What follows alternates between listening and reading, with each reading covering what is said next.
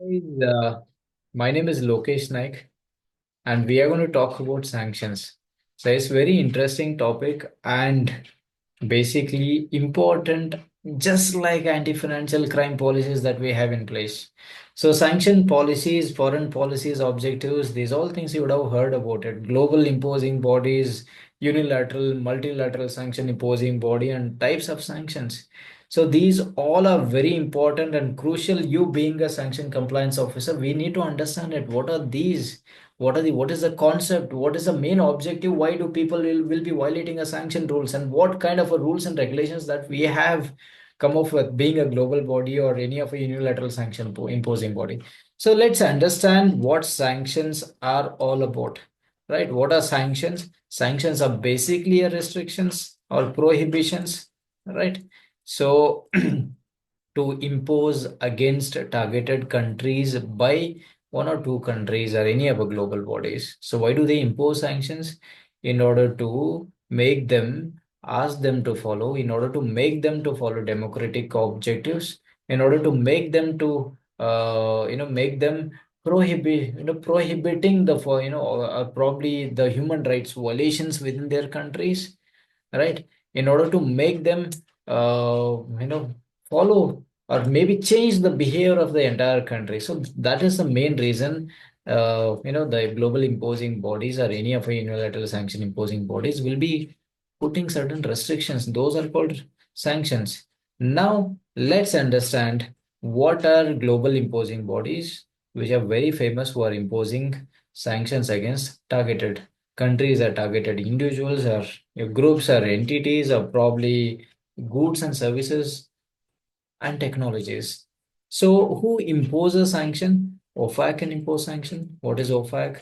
Offices of Foreign Assets Control from USA is one of the global dominant country who can impose sanctions. It is one of the unilateral sanction imposing bodies. UK can impose sanctions. OFSI can impose sanctions, okay, unilaterally. And there is something called UNSC, United Nations Security Council, that is from United Nations, right? So this can impose sanction multilaterally. European Union Commission, this can impose sanction multilaterally. So OFAC and UK both are called unilateral sanction imposing body. What does it mean, unilateral sanction imposing body? They can take their decisions own. They have their own foreign policy objectives. They don't have to reach out to any other countries to get certain inputs and rely on the decisions. They have their own decisions. If they plan to impose sanction tomorrow, one of the countries, yes, of course they can do that.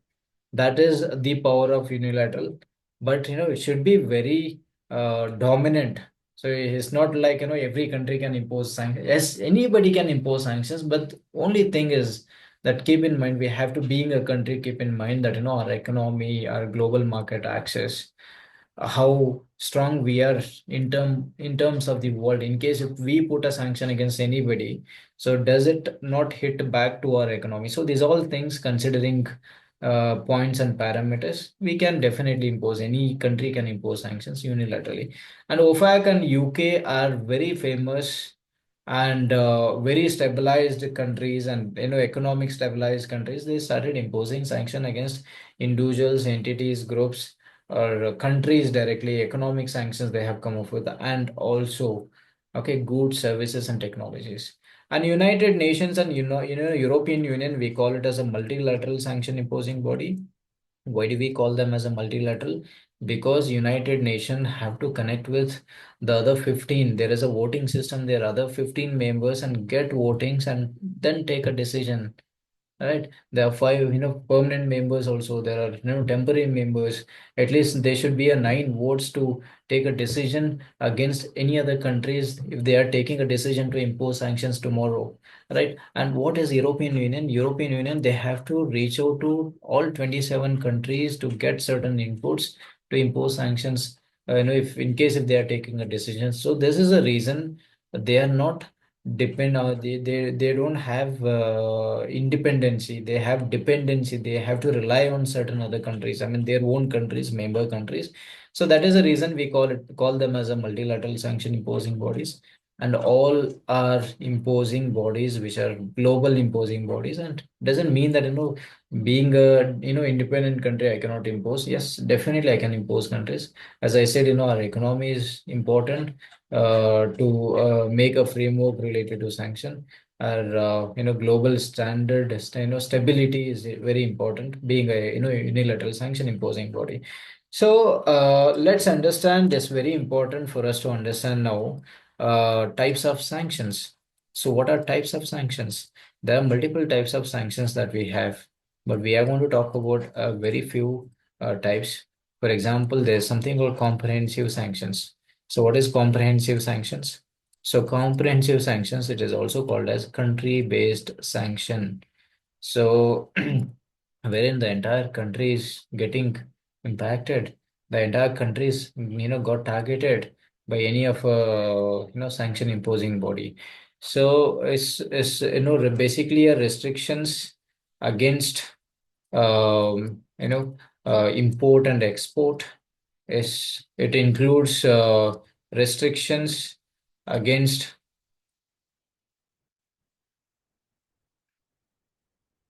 human rights. Okay, I mean restrictions against the financial facilities, benefits, or maybe loans, we can say. And these are restrictions, comprehensive restrictions are basically against the complete economy of a country. These, the comprehensive restrictions are completely against the country's, anything what they are doing it. So it definitely impacts the consequences of comprehensive sanctions. It might lose the country, start losing the investment, country start losing import and export. If in case if country has a tourism country, so probably the other global countries will not promote tourism, right? So they start losing the economy. They start there's the political decisions will be completely wrong. So these are consequences of comprehensive sanctions. And we have best examples of comprehensive sanctions. Iran is a comprehensive sanction. Complete the country is a sanction. Okay, North Korea is a comprehensive sanction. And we have Cuba is a comprehensive sanction, and some parts of Ukraine, right? Maybe Crimea and Sevastopol. These are comprehensive sanction countries that we have. And the next one is okay, and the comprehensive sanction, it is also called as, it is one of the broadest sanction we can call it as. It is one of the broadest sanction. Obviously, this restricts each and everything within the country. Right. And the next one is economic sanctions. Understanding this is very important, and difference between economic and sanctions and the comprehensive sanction, both are very important. We need to understand it. So economic sanctions are financial restrictions. It doesn't cover, all the restrictions within the countries, but it definitely talks about the economy of the country. Financial restrictions. Okay. So whichever, so however, basically, for example, if Russia, if I talk about, right, Russia is completely dependent on the oil, right? So if we can restrict on oil, this is going to cause economic sanction for the country. So those are financial restrictions. They cannot, earn money from that sector. They cannot even sell outside country. So these are the restrictions come from economic sanctions. We have best examples. Russia is also one of the economic sanction as well as sectoral sanction. Particular oil industry is a sanction from USA side. And South Africa, you would have heard about it. Everybody would be knowing history. So anyways, we have learned from our school days also this one. So there was a discrimination and segregation of a race, apartheid, we call it as. Um, so South Africa was basically following apartheid. And so there was a party, African National Congress. They started opposing, started protesting. There are a lot of them, were there in a jail also. So there was no change that time. Okay, USA and UK, big global bodies, they started imposing sanction against South Africa under economic sanctions. Right? They started restricting tourism. They started restricting the financial facilities, the benefits, loans, right? They started restricting uranium or some other metal products like coal, or maybe iron, steel. These all things, agriculture products. So this has impacted South Africa badly, and then they started taking the right decision. Uh, basically anti-apartheid. They have come up with. So these are, the economic sanction. They have put it against South Africa to change their behavior. Right? This is very important. The goal of economic sanction or any other sanctions you can talk about it to change their behavior. Okay. And also, okay, South Africa started following democratic. There was an election democratic. All the people they have voted. Democratic objectives are very important, right? So anybody who is imposing sanction. So these are, basically a main objectives when we are putting, and these are the reasons why do we, put a sanctions, being a global bodies. And, there's economic sanctions, we call it as more broad, right? Broader, we can say. Okay. So this is very broader, and your comprehensive sanction is definitely broadest. And then we have, one more type of a sanction that is also important. There's something called sectoral sanction, and this is very focused sanction. We call it as a focused sanction. And this is specifically industry sanction. It is particular industry specific to one industry sanction. For example, energy is a sanction, right? Oil is a sanction for certain countries. I'm talking about not all of the countries. Oil is a sanction. Dealing military weapons is a sanction, right? So best example for these sectoral sanctions are, okay, Russia and Venezuela. Russia and Venezuela. As I said, this is one of the very sector specific sanction. Not necessarily sectoral sanctions are not comprehensive, right? Economic sanctions are not comprehensive. So economic sanctions and sectoral sanctions are part of comprehensive sanction, but comprehensive sanctions are the entire country sanction. Each and everything is restricted in that country. So this is called sectoral sanction. It is very focused sanction, we can call it as. And there's something called, and that is also very important, targeted sanction. So what does it mean, targeted sanction? Targeted sanction is individual specific sanction, entity specific sanction. Anybody who is involved in, particular violations, anyone who is involved in nuclear proliferation, drug trafficking, terrorist financing, or key leaders of a country is in case if the country's complete, behavior changes against the foreign policy objectives. This is completely against the national security. This is completely against the human, completely against the democratic policies. They have a lot of human rights violations within the countries. Then the targeted sanctions comes into picture to impose who's a reason for all these things. Okay, so there's something called SDN. OFAC have come up with this is quite famous in USA, that is called specially designated nationals.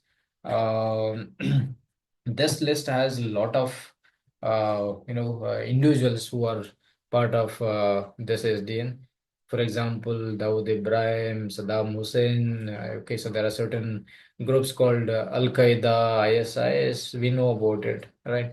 So Taliban. So these all are part of SDN. Those are targeted, specifically named individuals who are under this list.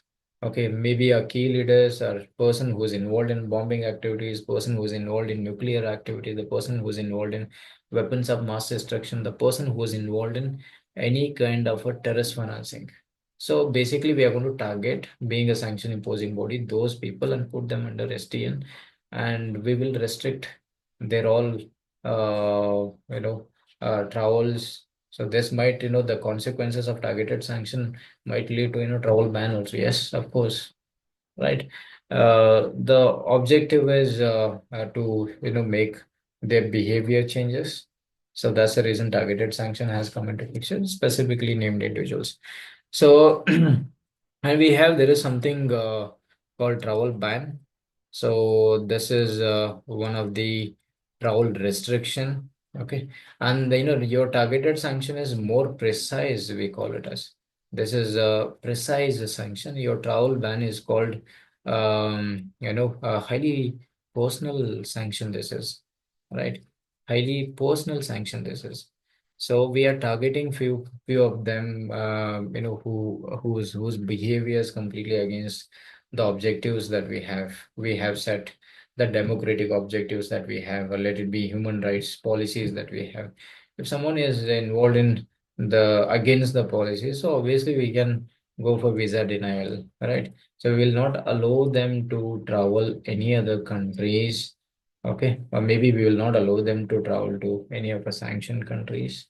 So those are part of visa denial, and we will definitely made all these policies to change their behavior, being imposing bodies, and anybody can impose sanctions. So these are types of sanctions that we have, and it is a quite simple and small video I thought of presenting in front of you. And this is so important. Being a person professional, it is important for us to understand what are the types of sanctions that we have. Okay, so just quick revision on this, types of sanction. So let me tell you. Okay, so your comprehensive sanction is a country-based sanction. It is very broadest sanction we call it as. Okay, and your uh, comprehensive is a broadest sanction. Okay, and your economic sanction is basically broader sanction. Okay, and your sectoral sanction is very focused sanction, and your targeted sanction is uh, you know smart sanction also we call it as. Targeted sanction is basically uh, precise and focused, and we can call it as your travel ban is uh, highly personal. So these are okay. So main sanctions. So let me help you to understand the basic difference between all these things.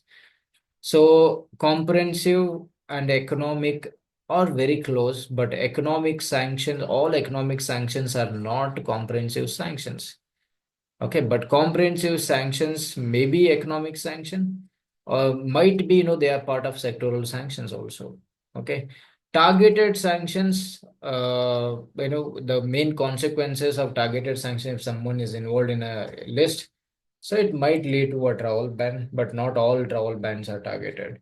So these are the basic differences that I thought of, sharing it with you, and definitely this is very important.